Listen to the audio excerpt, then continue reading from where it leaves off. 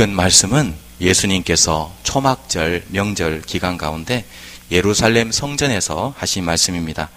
요한복음 6장에서요, 예수님은 갈릴리 호수 근처 한 산에서 오병이어의 기적을 베푸셨습니다. 떡 5개와 물고기 2마리로 2만여 명의 사람들을 먹이는 놀라운 기적을 행하신 후에 예수님은요, 초막절이 되어서 예루살렘으로 올라가셨습니다. 그리고 초막절에 모인 많은 사람들에게 예수님은 오늘 이 말씀을 하셨습니다. 본문에서 발견하게 되는 첫 번째 영적 교훈은 하나님께서는 성령을 통해서 우리의 목마름을 채우신다는 사실입니다. 37절 말씀합니다. 명절 끝날 곧 큰 날에 예수께서 서서 외쳐 이르시되 누구든지 목마르거든 내게로 와서 마시라. 나를 믿는 자는 성경의 이름과 같이 그 배에서 생수의 강이 흘러나오리라 하시니 이는 그를 믿는 자들이 받을 성령을 가리켜 말씀하신 것이라. 이 말씀에서 예수님은요, 목마른 사람들을 초청하고 계시는데 여기 목마르다는 말은 육체적인 목마름을 의미하는 것이 아니라 영적인 목마름을 말씀하십니다. 재산이 많은 어떤 부자가 있었습니다. 이 부자가요, 하루는 신문에 이런 광고를 냈습니다. 누구든지 자신의 삶에서 만족하며 살고 있다고 자신하는 사람이 있다면, 그리고 그것을 증명할 수 있다면 그 사람에게 내가 1만 달러를 상금으로 주겠습니다. 그렇게 광고를 냈습니다. 많은 사람들이요, 이 광고를 보고는 1만 달러의 상금을 받기 위해서 몰려왔습니다. 그리고 자기가 얼마나 만족하며 사는지를 증명하려고 애썼다고 합니다. 어떤 사람은 이렇게 말합니다. 저는 좋은 직업을 가지고 있습니다. 그래서 좋은 직업 때문에 지금 만족하고 행복하고 세상에서 더 부러울 것이 없습니다. 그렇게 말을 했습니다. 어떤 사람은 이렇게 말했습니다. 저는 유명한 대학에서 공부를 하고 있고 지금 높은 학위를 가지고 있기 때문에 참으로 만족합니다. 그렇게 말을 했다고 합니다. 또 어떤 사람은요, 저는 결혼을 너무 잘했습니다. 저희 아내는요, 세상에 완벽한 여자입니다. 흠잡을 데가 없어서, 한 군데도 흠잡을 데가 없어서 저는 결혼 생활이 너무너무 만족스럽고 그래서 세상에 부러울 것이 없습니다. 그렇게 말을 했습니다. 이렇게 저렇게 사람들이요, 자기들이 얼마나 만족한 삶을 살고 있는지 이 광고한 사람에게, 부자에게 와서 증명을 하려고 예를 썼습니다. 그런데 어찌된 일인지 상금을 타간 사람은 한 사람도 없었습니다. 왜 그랬을까요? 그 이유는 간단합니다. 이 부자 광고주가 던진 마지막 질문이 있었는데 어떤 사람도 그 질문에 대답을 하지 못했기 때문입니다. 어떤 질문이었냐면요, 이런 질문이었습니다. 당신이 정말 그렇게 만족스러운 삶을 살고 있다면 왜 이곳에 오셨습니까? 왜 내가 10,000달러 주겠다고 하는데 그 돈에 욕심을 내고 이곳에 오셨습니까? 그런 질문이었습니다. 그 사람들이 10,000달러를 타기 위해서 그곳에 왔다는 사실 자체가 그들이 지금 자신들의 삶에 만족하지 못하고 있음을 스스로 증명하는 것입니다. 이 이야기는요, 우리 인간이 아무리 많은 것을 가지고 있다 할지라도 또 다른 것을 얻기 위해서 욕심을 부리고 목말라 하고 있음을 이야기는 증명을 해주고 있는 것입니다. 즉, 우리 모두에게는요, 돈이나 명예나 세상적 쾌락으로는 결코 채울 수 없는 영적 목마름이 있는 것입니다. 요한복음 4장에 등장하는 사마리아 여인이 바로 그런 사람이었습니다. 그녀는 남편을 통해서 자신의 목마름을 채워보려고 결혼을 여러 번 했지만 그녀의 목마름은 채워지지 않았습니다. 오늘도 마찬가지입니다. 승진을 해도요, 부자가 되어도 이 영적 목마름은 결코 채워지지 않는 것입니다.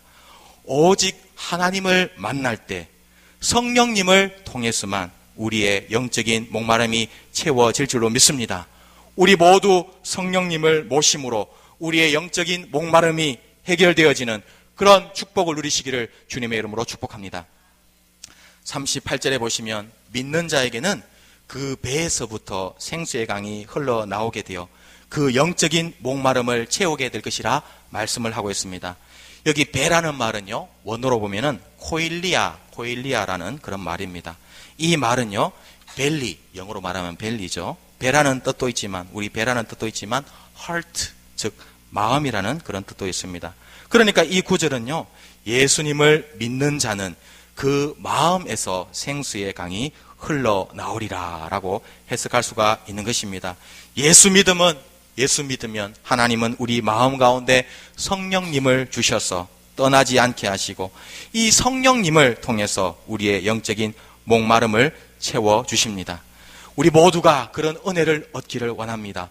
성령님을 받고 그 성령님을 사모하고 기도함으로 말미암아 우리의 영적인 목마름이 채워지는 은혜가 있기를 원합니다.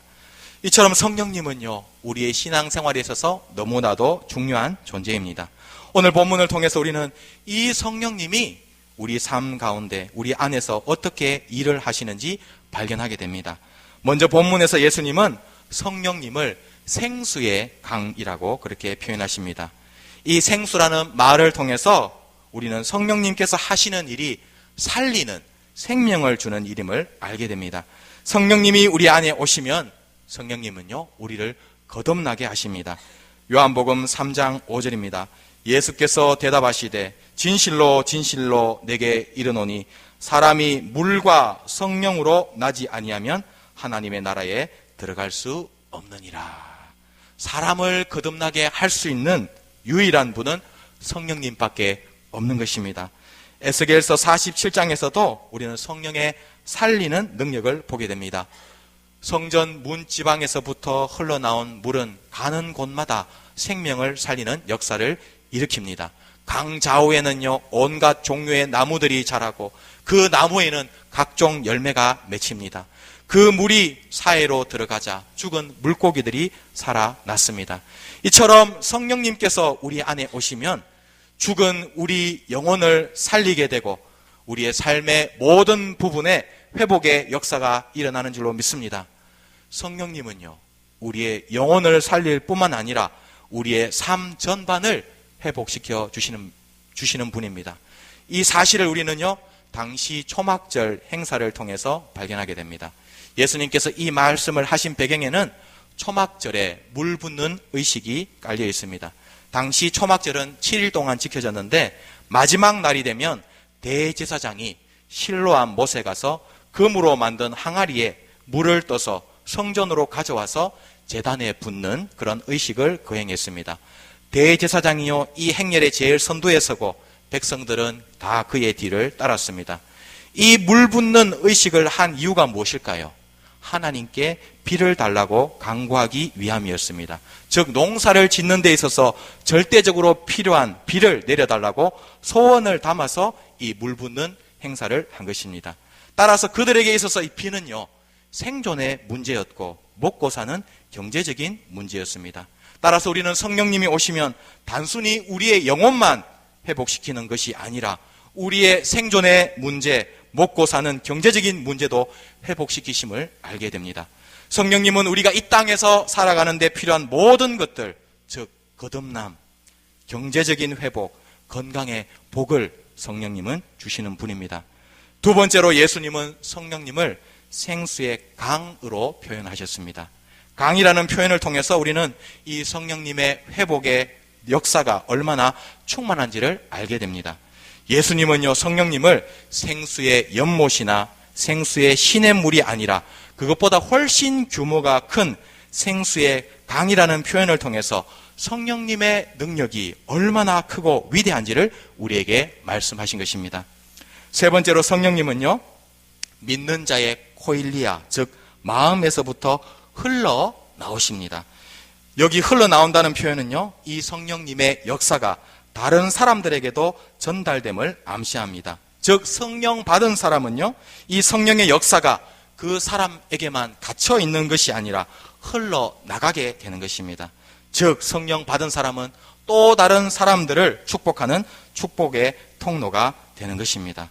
성령님이 함께 하실 때 우리 모두는 놀라운 일을 할 수 있습니다. 그러므로 성령님을 의지하시기 바랍니다. 성령님을 위하여, 성령님의 역사를 위하여 기도하시기 바랍니다. 그리고 영적 자신감을 가지시기 바랍니다.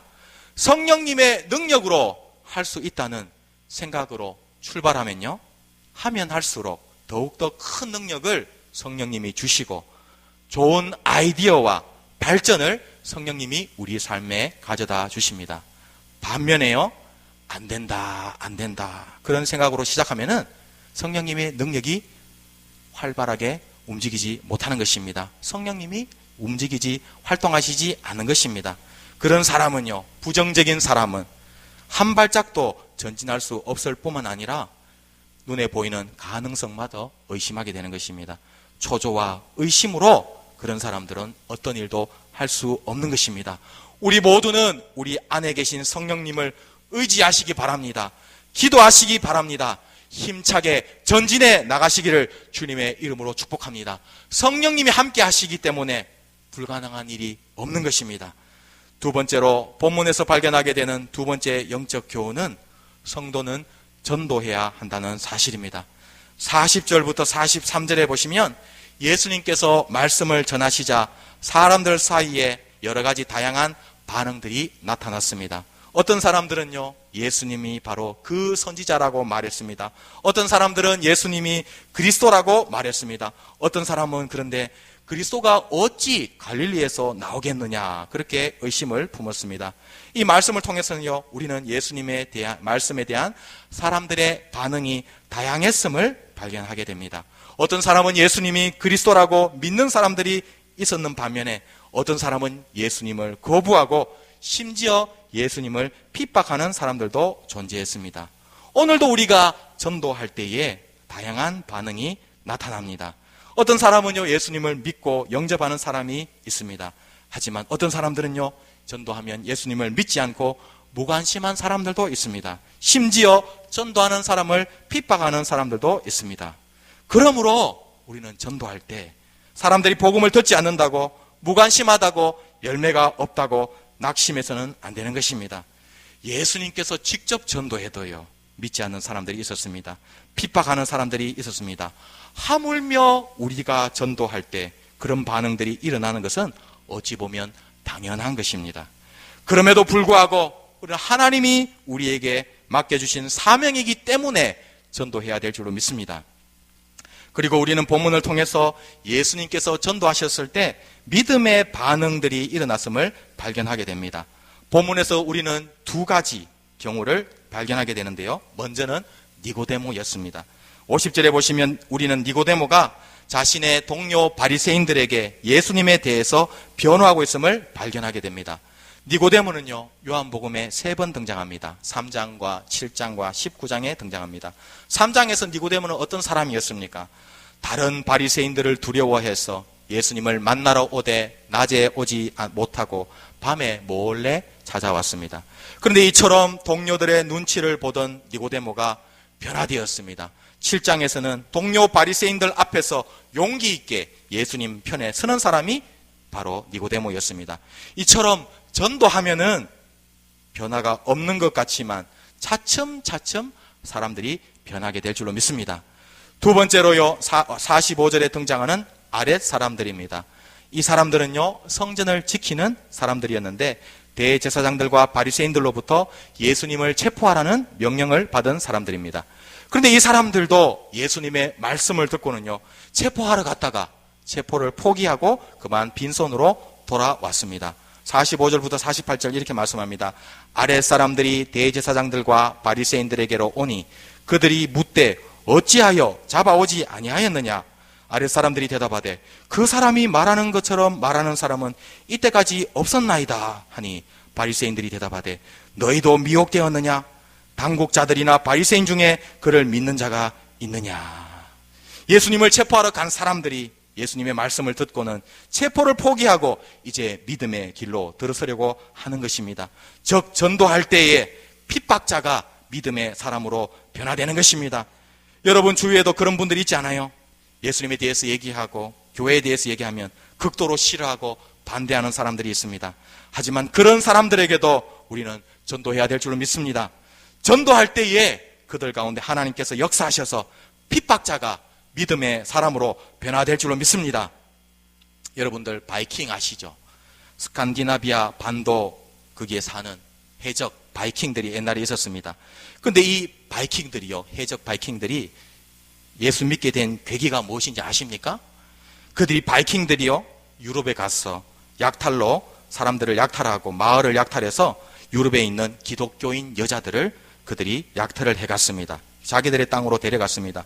그런데 놀랍게도 포로로 잡혀온 그 기독교인 여자들에 의해서 바이킹족 그들이 예수 믿게 되고 바이킹족 선교가 이루어졌습니다. 이처럼 우리는 기독교 역사를 통해서도 복음을 전할 때 핍박자가 믿음의 사람으로 변화됨을 발견하게 되는 것입니다. 우리 모두에게도 그런 은혜가 있기를 축복합니다. 46절에 보시면 이렇게 말씀합니다.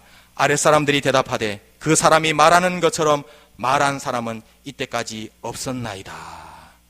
우리가 전도해야 되는 또 한 가지 이유가 여기에 등장합니다. 우리가 전도해야 되는 이유가 뭘까요? 예상외로 우리 주변에는 아직 복음을 듣지 못한 사람들이 많이 있기 때문입니다. 저도 대학생 시절에 예수님을 만났는데요. 그 이전에는 천국이 없다라고 그렇게 생각했습니다. 그런데 전도 폭발을 통해서 복음을 처음 들었을 때 오늘 본문에 등장하는 아래 사람들의 고백처럼 저도 고백하게 되었습니다. 제게 복음을 전한 사람이 말하는 것처럼 말한 사람은 이때까지 없었습니다. 제가 그런 고백을 했습니다. 복음은 저에게 너무나 새롭고 놀라웠습니다. 저처럼 지금도 여러분의 주변에는 복음을 듣지 못한 사람들이 의외로 많이 있습니다. 그러므로 우리는 전도해야 될 줄로 믿습니다. 예수님은 성령 충만하셔서 신기하고 놀라운 가르침을 베풀어 주셨습니다. 우리도 성령 받으면 성령께서 말씀의 지혜를 주심으로 신기하고 놀라운 지혜를 소유하게 되고 능력 있게 전도하게 될 줄로 믿습니다. 성령께서 하시는 역사 중 한 가지는 하나님의 말씀을 깨닫게 하고 능력 있게 말씀을 전하는 은사를 성령님께서 주시는 것입니다. 이 아랫 사람들은요, 레위인들이었습니다. 그래서 구약 성경을 많이 배운 사람들, 익숙한 사람들이었습니다.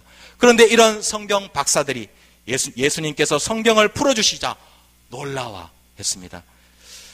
옛날 에티오피아의 왕조였던 아비시니아라는 사람들이 있었습니다. 아비시니아인들이 있었는데요. 이 사람들이 캠벨이라고 하는 이름의 영국인을 잡아서 옥에 가둔 적이 있습니다. 그들은 이 영국인 캠벨을 숲속으로 데리고 들어가서 이유도 밝히지 않은 채 6개월 동안 지하 토굴에 가두었다고 합니다. 이 영국은요, 6개월 후에야 이 캠벨이 그 땅에 갇힌 사실을 들었습니다. 영국은 즉각 그 나라에 석방을 요구했지만 아비시니아 왕은 그것을 거절을 했습니다. 그래서요, 영국 국가가 어떻게 했냐면 군대를 소집을 했습니다. 10,000명의 군대를 소집해서 이 캠벨을 구출하기 위해서 배를 타고 바다를 건너갔습니다. 그리고 그 땅에 상륙해서 이제 걸어가기 시작했습니다. 뜨거운 태양, 높은 산지를 1100km나 되는 거리를 걸어서 군대가 이 영국군 10,000명이 도착해서요, 전투를 벌여서 마침내 이 캠벨을 구출하여 돌아왔다고 합니다. 영국은요, 그 한 사람, 캠벨 한 사람을 구출하기 위해서 엄청난 돈을 쏟아부었습니다. 당시 화폐 가치로 2,500만 달러, 우리나라 돈으로 242억 원을 사용을 했다고 합니다. 이 사건은 영국이 백성 한 사람을 얼마나 귀중하게 여겼는지를 잘 보여줍니다. 세계 어느 나라든지 생명을 소중하게 여기는 나라는 강대국이 되는 것입니다. 그러나 반대로 생명을 경시하는 나라는 멸망하는 것입니다. 공산주의가 멸망하고 일본이 2차 대전에서 전쟁에서 패배한 이유가 무엇입니까? 한 사람의 가치를 경시했기 때문입니다. 가미가제, 폭탄 투하 같이 사람을 전쟁 물자로 생각했기 때문에 일본은 전쟁에서 패했습니다.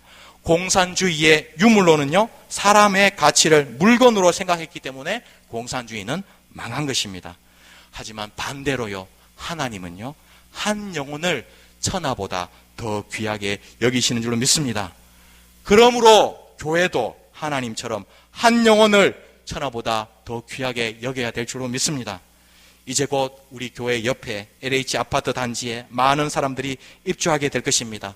우리 모두 한 영혼을 천하보다 귀하게 여기고 전도의 앞장섬으로 많은 영혼을 주님께로 인도할 수 있기를 주님의 이름으로 축복합니다. 본문에서 발견하게 되는 세 번째 영적 교훈은 우리 모두도 니고데모처럼 예수님을 위해 용기 있게 나서야 한다는 사실입니다. 50절과 51절입니다. 그 중에 한 사람 곧 전에 예수께 왔던 니고데모가 그들에게 말하되 우리 율법은 사람의 말을 듣고 그 행한 것을 알기 전에 심판하느냐? 당시 대제사장들과 바리새인들은요, 예수님을 핍박했습니다. 또 예수 믿는 사람들을 저주하는 험악한 그런 분위기였습니다. 이때 니고데모는요, 예수님을 향해 적대적인 자신의 동료들 틈에서 지금 이 말을 하고 있는 것입니다. 우리 율법은 사람의 말을 듣지도 않고 심판하느냐?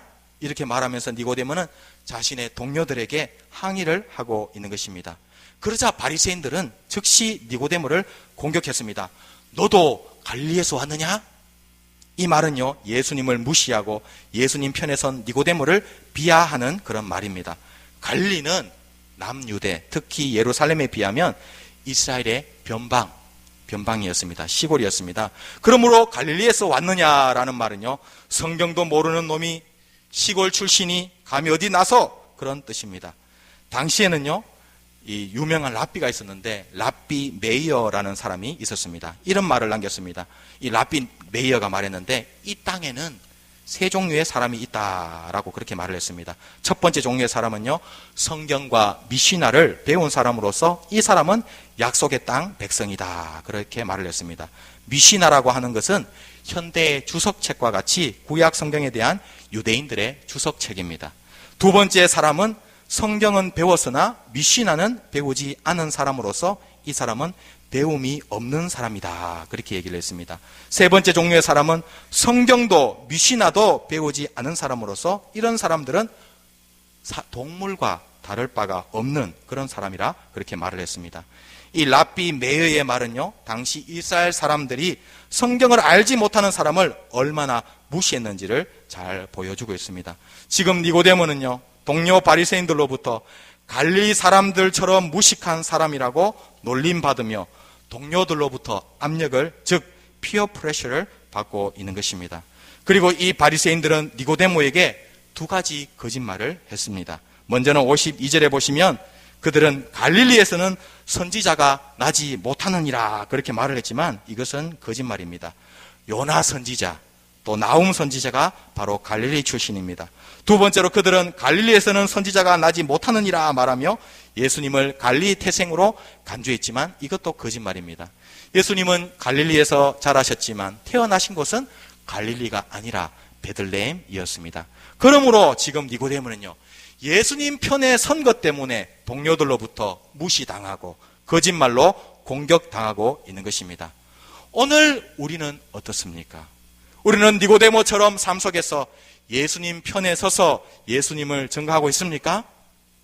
오늘도 직장에서, 가정에서 예수님 얘기하면 분위기가 썰렁해집니다. 니고데모에게 바리새인들이 너도 갈릴리 출신이냐? 라고 말하며 공격하고 적대적인 반응을 보인 것처럼 오늘도 예수님 얘기하면 사람들이 별난 놈이야, 그렇게 핀잔을 주고 너도 예수 믿냐? 교회 다니냐? 예수쟁이냐? 라고 말하면서 일종의 어떤 압력, 핍박을 합니다. 여러분, 영화 주라기 월드, 또 가디언즈 오브 갤럭시 영화 보셨습니까? 이 영화의 주인공이요 있는데 크리스 프렛이라고 하는 그런 주인공이 이 주라기 월드와 가디언즈 오브 갤럭시의 주인공입니다. 이 크리스 프렛은요 참으로 용기 있는 신앙인입니다. 공적인 자리에서 자신의 신앙을 드러내는 것으로 유명한 사람이 이 크리스 프렛입니다. 여러분, 아놀드 슈왈제너거 아시죠? 아놀드 슈왈제너거의 딸이 이름이 캐서린 슈왈제너거인데 이 여자도 굉장히 용기 있는 신앙인입니다. 이 캐서린 슈왈제너거도요 배우이면서 정치인인데요, 자신의 트위터에다가 신앙적인 감동적인 글을 올린다고 합니다. 이 캐서린 슈왈제너거가 자신의 트위터에 최근에 이런 글을 올렸습니다. 하나님의 길이 당신의 길보다 높으며 하나님의 계획이 당신의 계획보다 크시다. 당신의 가장 큰 꿈보다 훨씬 값질 수 있다. 지금 그분을 신뢰하라. 그런 글을 올렸다고 합니다. 그리고 이 크리스 프렛은요, 올해 6월 달에 제너레이션 어워드라고 하는 상을 받았는데 그 수상 소감을 말하는 자리에서 이런 소감을 남겼습니다.